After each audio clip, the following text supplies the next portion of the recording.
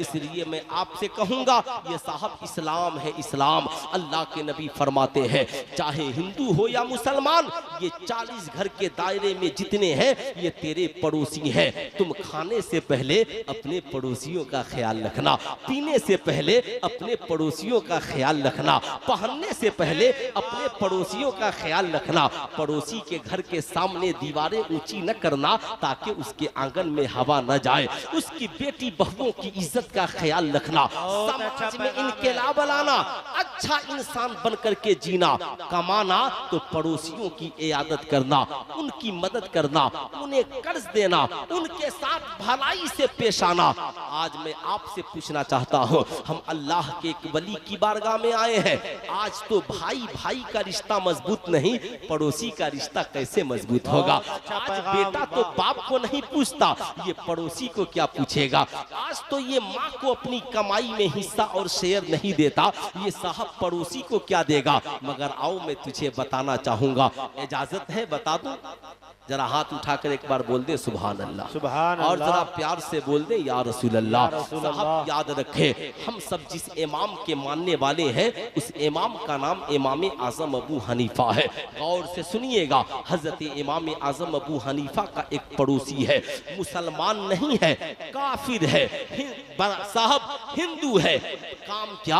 हर रोज जब शराब पीता और शराब के नशे की हालत में घर लौटता, पूरी रात इमाम आजम अबू हनीफा को गालियां देता। इमाम आजम अबू हनीफा पूरी रात मुसल्ला बिछा करके नमाज पढ़ते और सुबह को अपनी बीवी से कहते, सुनो मेरा पड़ोसी दिन भर शराब पीता है और रात भर गाली देता है, कमाता नहीं है, कहीं ऐसा न हो उसकी बीवी भूखी सो जाए, कहीं ऐसा न हो उसके बच्चे भूखे रह जाए, कहीं ऐसा न हो उसके घर में फाका पड़ जाए। सुनो हमारे घर में खाना बाद में बनेगा, मगर मेरे पड़ोसी के घर राशन पहले पहुंचा दो।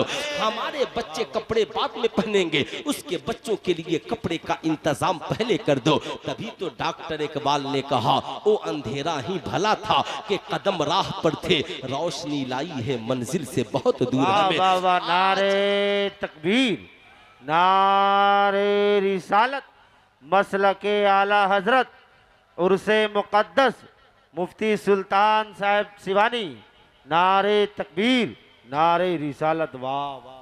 अब साहब गौर से सुनेंगे, जानना बहुत जरूरी है। उर्स की तकरीब में आने वालों, इन जलसों को बामकसद बनाओ, अपनी जिंदगी को बामकसद बनाओ।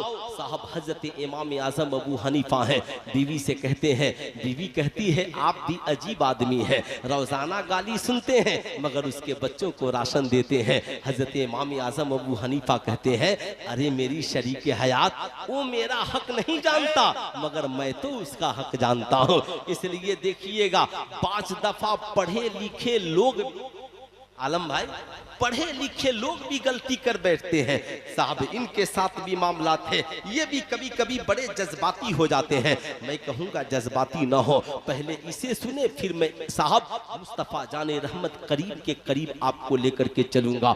अल्लाह अल्लाह साहिबों, हजरत इमाम आजम अबू हनीफा हैं, हर रोज़ अपने उसी हिंदू पड़ोसी और उस शराबी पड़ोसी के औलादों को खाना खिलाते पिलाते, खुद बाद में खाते। एक रात इमाम आजम अबू हनीफा मुसल्ला बिछाए नमाज शुरू कर दी, मगर आज पड़ोसी के गाली की आवाज नहीं आ रही। जब गाली की आवाज नहीं आई तो हजरत इमाम आजम अबू हनीफा परेशान हो गए।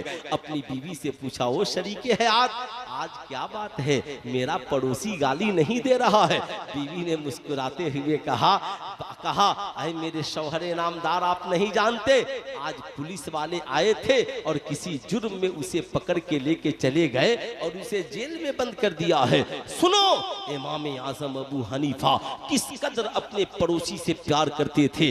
आंखों में आंसू आ गए, रो पड़े, कहा ऐ मेरी शरीके हयात, तूने मुझे पहले क्यों नहीं बताया? न जाने मेरे पड़ोसी ने जेल में खाना खाया कि नहीं खाया, पानी पिया कि नहीं पिया, न जाने उसकी रात कैसी कटेगी, न जाने मेरा पड़ोसी कितने तकलीफ में होगा। इमाम आजम अबू हनीफा पूरी रात खाना नहीं खाए, पानी नहीं पिया, ये सोच कर के मैं खा लूं और मेरा पड़ोसी भूखे रह जाए, मैं पानी पी लूं मेरा पड़ोसी प्यासे रह जाए। मेरी कौम के शहजादों तुम सीने पे हाथ रखकर बताओ, हमारे इमाम की जिंदगी तो ये है, मगर हम कैसे हैं? हम मुर्ग मुसल्लम बिरयानी खाकर सो जाते हैं, उसी घर में हमारा भाई भूखे सो जाता है। हम साहब एयर कंडीशन कमरों में सो जाते हैं, हमारी माँ दवा की 2 घूंट लिए बगैर सो जाती है। मेरा बाप बेचारा रात की तन्हाई में 2-4 आंसुओं के कतरात बहा करके सो जाता है। जरा सीने पे हाथ रख करके सोचो, फिर भी हमसे बड़ा इमाम आजम अबू हनीफा का मानने वाला कोई नहीं है। हम तो उनके मुक़ल्लिद हैं। इमाम आजम अबू हनीफा की रात कटी है, फजर की नमाज पढ़े हैं, दारोगाए जेल के पास गए। जैसे ही उसकी नजर पड़ी, कहा हुजूर आपका आना कैसे हुआ? कहा फला शख्स को पकड़ कर लाए हो? कहा हाँ हुजूर, बहुत बड़ा शराबी है, बहुत बड़ा गुनहगार है, दिन भर लोगों को गालियां देते फिरता है, बहुत सारी शिकायतें आई हैं। हुजूर आप उसके लिए? कहा हाँ, मैं उसकी रिहाई के लिए आया हूँ। कहा हुजूर कहाँ वो और कहाँ आप? कहा वो और कहाँ आप? वो शराबी है, वो गुनहगार है, वो बदकार है, आप साहबे किरदार है, आप उसे छुड़ाने के लिए आ गए। इमाम आजम अबू हनीफा ने कहा ओ दारोगाए जेल, वो शराबी बाद में है, वो गुनहगार बाद में है, मेरा पड़ोसी पहले है। मैं गुनहगार को छुड़ाने नहीं, अपने पड़ोसी को छुड़ाने आया हूँ। मेरी जमानत पे मेरे पड़ोसी को रिहा कर दे। अल्लाह अल्लाह, इमाम आजम अबू हनीफा की जमानत पर, उनकी गारंटी पर दारोगाए जेल जाता है, जाकर उस शराबी से कहता है चल, इमाम आजम अबू हनीफा तेरी रिहाई के लिए आए हैं। उसकी आंखों में आंसू आ गए।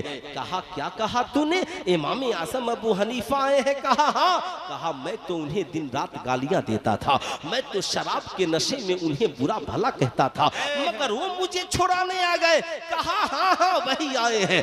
साहब नेदामत से निगाहें झुकी हुई हैं, शर्म से आंखें झुकी हुई हैं, निगाहें नीची किए जेल के बाहर निकला है। इमाम आजम अबू हनीफा पे नजर पड़ी है, कदमों में गिर गया है, कहता है हुजूर गुस्ताखी माफ कर दे, मैं आपको सताता रहा, मैं आपको तकलीफें देता रहा, मैं आपको बुरा भला कहता रहा, मगर हुजूर आप मेरे बच्चों को खाना खिलाते रहे, आप मेरी बीवी को कपड़े पहनाते रहे, आप मेरे साथ भलाई का एहतमाम करते रहे।